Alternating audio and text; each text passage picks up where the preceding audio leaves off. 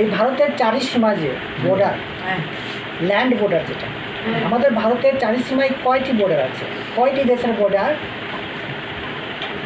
লেগেছে আমাদের দেশের সাথে, ভারতের সাথে কয়টি বর্ডার আছে বলো? 7টি বর্ডার আছে। 7টি না, আমাদের দেশের সাথে অ্যাকচুয়ালি 9টি বর্ডার আছে। কয়টি? ল্যান্ড বর্ডার যেটা, ল্যান্ড বর্ডার যেটা সীমা যেখানে ফেসিং থাকতে পারে, তারপরে মধ্যে থাকে, এগুলো কতটি আছে? এরকম ল্যান্ড বর্ডার বলে একটা থাকে না। তো চারি সীমাতে আমাদের ভারতের চারি সীমাতে কয়টি বর্ডার শেয়ার করছে, মানে কয়টি কোন কোন দেশের সাথে বর্ডার শেয়ার করে? বর্ডার শেয়ার মানে আছে আর কি, বর্ডার শেয়ার করছে আমাদের ভারতের সাথে এরকম 7টি দেশ আছে। কয়টি দেশ আছে? 7টি দেশ আছে। কিন্তু 7টি দেশের মধ্যে পাকিস্তান 1 নম্বর, 2 নম্বর চায়না, 3 নম্বর নেপাল, 4 নম্বর ভুটান, 5 নম্বর মিয়ানমার, 6 নম্বর বাংলাদেশ, 7 নম্বর আফগানিস্তান। এখন আফগানিস্তান, এই 7টি দেশ আমাদের ভারতবর্ষের সাথে বর্ডার শেয়ার করছে না। কিন্তু তোমরা বলতে পারবে এই 7টি দেশের পরে আরও 2টি দেশ আছে যেগুলো আমাদের ভারতের সাথে বর্ডার থাকে, কিন্তু এটা সামুদ্রিক বর্ডার। কি বর্ডার? মানে জলের সীমা আছে, মানে এখানে কোনো ল্যান্ড নেই, ঠিক আছে, আমাদের মাটির দিক থেকে কোনো সম্পর্ক নেই, সেই জন্য এটাকে সামুদ্রিক বর্ডার বলে না। এই দুটোকে এখন ছাড়িয়ে দিলে আমাদের কাছে ছাড়ার পরে এখানে কয়টি পাওয়া যাচ্ছে? 7টি। এই 7টির মধ্যে তোমরা জানো, ভারতবর্ষের সব মানুষই জানে যে আমাদের দেশের সবচেয়ে মানে দুশ্মন, সবচেয়ে বড় খাতরা মানে কোন দেশ থেকে আমাদের ভারতের হতে পারে?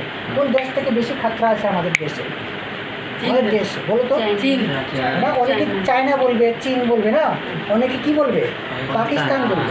তোমরা কি বলছো? পাকিস্তান, চায়না, নাকি আরো কিছু আছে এখানে যে আমাদের ভারতের মানে বিপদ হতে পারে? এই কোন একটা দেশের নাম বলতো? বলতে পারবে? তোমরা অনেকেই মানুষ আছে, এমনকি সারা ভারতবর্ষে নিউজ চ্যানেল তুমি খুলে দেখো, নিউজ চ্যানেলের মধ্যেও সবসময় কী বলতে থাকে? পাকিস্তান, চায়না নাকি খুব একটা বড় বিপদ ভারতের। কিন্তু আমি একটা জিনিস আরেকটা বলতে চাইছি আজকে, যে পাকিস্তান আর চায়না বাদ দেওয়ার পরে, মানে চায়না আর পাকিস্তান থেকে কিন্তু আমাদের দেশের এত বেশি ডর নেই, এত বেশি খাতরা নেই। কেন জানো? মানে আমাদের ভারতবর্ষে আমাদের যে ডিফেন্স ফোর্স আছে, আমাদের এয়ার ফোর্স আছে, আমাদের যে নেভি আছে, মানে আমাদের সেনা, ভারতের সেনা এত মজবুত, এত মানে বল আছে এদের, এত মানে কী বলবো, এত ডিগনিটি এদের, যে এরা নাকি পাকিস্তান আর চায়না যে কোনোভাবে, যে কোনো মানে সম্ভবই নেই যে আমাদের ভারতবর্ষকে এখন আজের এই বর্তমান যুগে ভারতবর্ষকে মানে পরাস্ত করতে পারে। ভারতবর্ষ এতটা মানে এগিয়ে গেছে যে আমাদের চায়না আর পাকিস্তানের সাথে, তোমাদের নিউজ তো দেখোই কোনো কিছু, পাকিস্তানের সাথে অনেকবার লড়াই হওয়ার চান্স হয়ে যাচ্ছে, কিন্তু হচ্ছে না, একটু একটু লড়াই হচ্ছে, ও সার্জিক্যাল স্ট্রাইকিং করছে, মানে পাকিস্তান আমাদের দেশকে কিচ্ছু করতে পারবে না। কী করতে পারবে না? এটা তো তোমরা নিউজ চ্যানেল যদি খুলো, একটু নিউজ পেপার পড়ো, তাহলে বুঝতে পারো যে পাকিস্তানের সামনে ইন্ডিয়া কত মজবুত দেশ না। তো পাকিস্তানের সঙ্গে খাতরা নেই কিন্তু, আর চায়নাও আমাদের দেশকে কিছু এমন বেশি প্রবলেম করবে না, আর খাতরাও নেই। ওদের যেভাবে সেনা আছে, আমাদের সেনা আছে, একটু কম বেশ হয়, কিন্তু মানে চায়না আর পাকিস্তানের সঙ্গে লড়াই করার জন্য ভারত পুরোপুরি ফিট আছে। হ্যাঁ, কিন্তু এখানে এমন একটা দেশ আছে না, যেখানে আমাদের ভারতবর্ষ অনেক বড় বিপদ আসতে পারে। আমাদের ভারতবর্ষ, এই বাংলাদেশ, কে? এই বাংলাদেশ। কারণ দেখো, চায়না বর্ডারে আমাদের সবসময় নজর থাকে, সবসময় আমাদের পাকিস্তানের বর্ডারেও নজর থাকে, আর এই দিকে সবসময় আমরা এটাকে কন্ট্রোল করতে পারি। ভারতের সরকারও অনেক মনোযোগ দিয়ে এখানে বর্ডার সাথে না। আর এরা কী করে? পাকিস্তান থেকে আতঙ্কবাদী এরা এইরকমই কাজ করে না, ভারতবর্ষে পাঠিয়ে দিই, জম্মু কাশ্মীরে পাঠিয়ে দিই, আর আমাদের ভারতবর্ষে অ্যাটাক করে না, মানে অশান্তি সৃষ্টি করে। এভাবে চায়না কিন্তু করে না, অন্য দিক থেকে করে, আর্থিক দিক থেকে অনেক ব্যাপার সিস্টেম আছে। চায়নাও কিন্তু এত খাতারনাক নাই আমাদের দেশের জন্য না। এই বাংলাদেশটা কিন্তু খুব খাতারনাক দেশ আমাদের ভারতবর্ষের জন্য। কারণ হচ্ছে বাংলাদেশ থেকে যে তোমরা যদি বুঝো, শুনতে পাও যে অনেক অনেক সাধারণ মানুষ এরা বন্দুক নিয়ে আসে না। বাংলাদেশ থেকে যখন মানুষ আসে তখন এটা সাধারণ মানুষের মতোই আসে, কিন্তু আমি জানি না কীভাবে কী সম্পর্ক একটা সিস্টেমে আছে আমাদের ভারতবর্ষ আর বাংলার মধ্যে বা দেশের মধ্যে, যে আমাদের ভারতবর্ষে বাংলাদেশি মানুষ অনেকেই এসেছে আগের অনেক বছর ধরে, 25 বছর ধরে, 20 বছর, 25 বছর থেকে মানে কন্টিনিউ চলে আসছে, আর এখন পর্যন্ত প্রবেশ করছে আমাদের ভারতবর্ষে না। আর এখানে আসার পরে ওরা কী করছে? রেশন কার্ড বানায়, আধার কার্ড বনছে ওদের, তারপরে আমাদের এই দেশের যে স্থায়ী যে বসবাস যে করবে এরকমের জায়গা করে নেই, তাই না, ঘর করে নেই। আর আমাদের যে ভারতবর্ষের যে জনসংখ্যা আছে না, এই যে একটা বহুসংখ্যক মানুষ রয়েছে, এইরকম বহুসংখ্যক মানুষের জন্য বিপদ হতে পারে। কারণ বাংলাদেশ থেকে যে মানুষগুলো চলে আসছে এরা এখানে সংখ্যা অনেক বাড়ছে।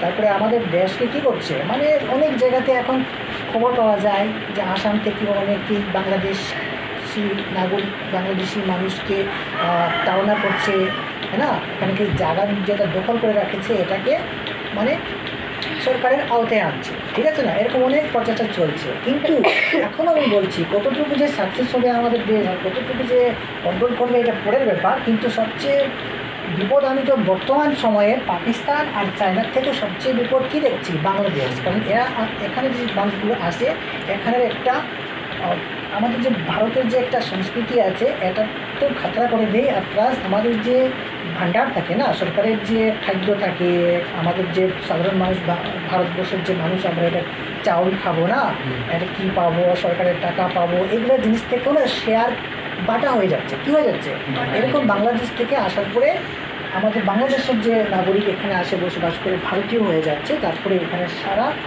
সম্পদগুলা ওরা শেয়ার করে নিয়ে নিচ্ছে আমাদের কাছ থেকে। তো আমি তো আজকালের যুগে বাংলাদেশকেই তো সবচেয়ে খতরনাক মনে করছি না, যে এইখানের বর্ডারটা যাতে একটু বেশি কী করা হোক, সেফটিভাবে ম্যানেজ করা হোক না। আর যেমন কি সরকারও যেমন কি এইগুলোকে একটু বেশিভাবে প্রচেষ্টা চালানো হোক, যেটা আমাদের বাংলাদেশে একটু কিন্তু কমেই নজর দেওয়া হচ্ছে যে বাংলাদেশ নাকি কোনো খাতরা নেই ভারতের জন্য না।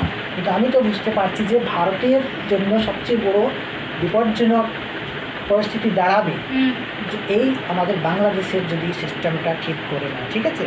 এই জন্যই আমাদের টপিকটা কী হলো যে আমাদের ভারত দেশের সবচেয়ে বড় যদি কোনো খতরনাক কোনো বিপজ্জনক দেশ যদি আমরা দেখতে পাচ্ছি তো এটা কোন দেশটা হতে পারে, বাংলাদেশ হতে পারে। বাকি চায়না আর নেপালকে তো আমাদের ভারতের সেনা তো দেখেই নিচ্ছে, ঠিক আছে না, বাংলাদেশকেও দেখছে, এখানেও বর্ডার সিকিউরিটি ফোর্স আছে। কিন্তু আমাদের বাংলাদেশের বর্ডারটার সিস্টেমটা একটু অন্যভাবে আছে, মানে কোনো জায়গাতে নদী রয়েছে, কী রয়েছে, বর্ডারটা নদীতে শেয়ার করানো হয়েছে, মানে এখানে কোনো ফেন্সিং নেই, মানে কোনো ফেন্সিং নেই, মানে তার বেড়া নেই, কিছু নেই। এরকম সিস্টেমে একটু কোনো না কোনো কারণে মিস্টেক হতে পারে, ঠিক আছে না। এরকম সিস্টেমেই মানে আমাদের দেশে বাংলাদেশ থেকে ইন্ডিয়াতে চলে। হ্যাঁ, এই জন্য সবচেয়ে খতরনাক দেশ আমাদের জন্য কোনটি দেখা যাচ্ছে, আমাদের ভারতের সাথে কতটা দেশ বর্ডার শেয়ার করছে, 7টি। আর মোট কতটি আছে, 9টি আছে, কিন্তু 2টি সামুদ্রিক সীমা রয়েছে না, সেই জন্য এই 2টিতে আমাদের এত এফেক্ট করছে না। আজকের জন্য বোঝানো হয়েছে ভারতের বর্ডার কতটা দেশ ল্যান্ড বর্ডার শেয়ার করেছে, কতটি ল্যান্ড বর্ডার শেয়ার করেছে, 7টি। তোমরা ভুলবে মনে রয়েছে।